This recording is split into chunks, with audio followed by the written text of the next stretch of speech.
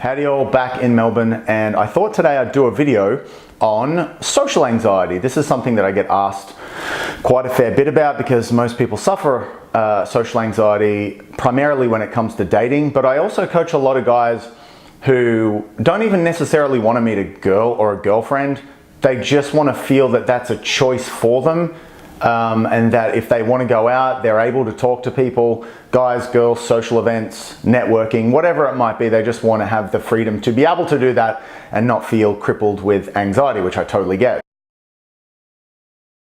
So this video is going to be about normalizing social anxiety. Look, I think that everyone has social anxiety to some degree. If there's a scale from 0 to 10, you might be a 9, person down the road might be a 3. And I think we put ourselves in different situations so it seems more apparent to us. Like if a guy's gone out and done some approaching, well, his social anxiety is going to be a lot more obvious than a guy who has never done that. So it's going to seem like different people have different levels, but I would say most people are above a 3 or a 4 on that 0 to 10 scale. So my main aim in coaching is to get guys who are, say, a 9 or a 10 down to a 4, a 5, even a 6 is tolerable. But you know, if you can bring it down to a 3 means that you will still feel a bit anxious, you'll still feel a bit nervous, but when you're out, you know what to do. You know how to have conversations, even if you don't necessarily want to be there. See, I think a big part of anxiety is perhaps you don't have very common interests. So what comes out in a lot of guys that I coach is that when they're around their friends, their peers, discussing something that is really passionate, that they're really passionate about, whether it's work or a hobby or a side project or a life goal or whatever, that's when they can just talk effortlessly and it can flow. But when you're, say, in a bar or a supermarket or on the street talking to a girl, you don't know each other. You have no idea of your commonalities or her disinterests. So you're basically throwing shit around to see what'll land. So the first step of normalizing anxiety is realizing that until this point in history, and still to some degree, it is benefiting you. You know, anxiety wouldn't be here if it hadn't benefited us in the past, like on the evolutionary scale. It just wouldn't be here if it wasn't beneficial for something. Now, maybe our modern day, technology life has advanced beyond that biological need.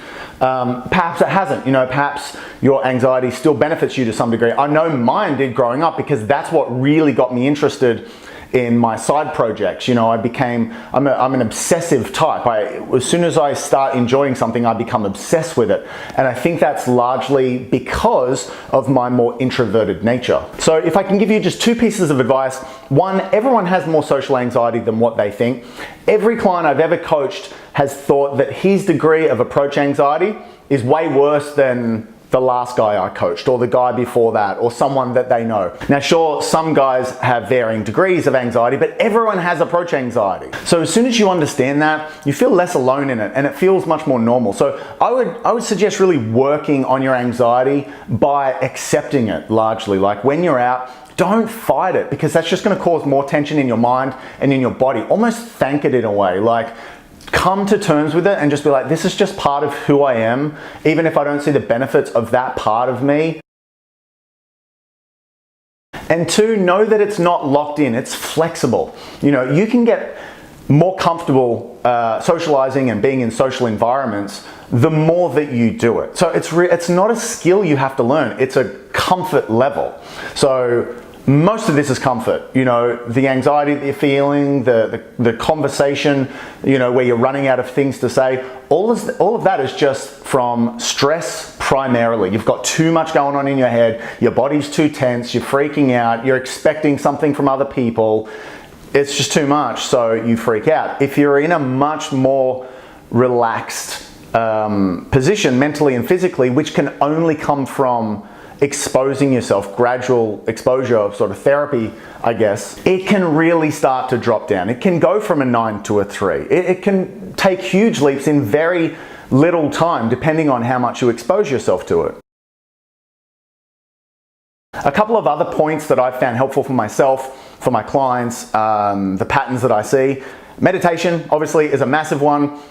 I get asked about meditation all the time, so that might actually be my next video.